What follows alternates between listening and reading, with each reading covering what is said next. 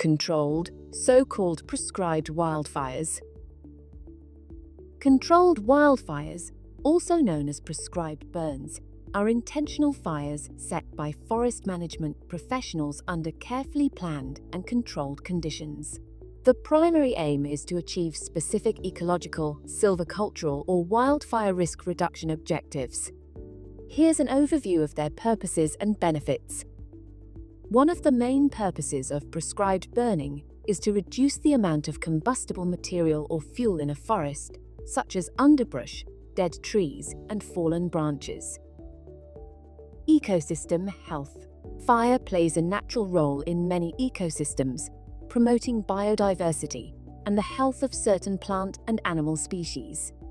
Prescribed fires can mimic these natural fire regimes, helping to maintain ecosystem balance. For instance, some plant species depend on fire to germinate seeds or clear out competition, maintaining species diversity. Habitat improvement. Fire can improve habitat for certain wildlife species by encouraging the growth of plants that provide food and shelter.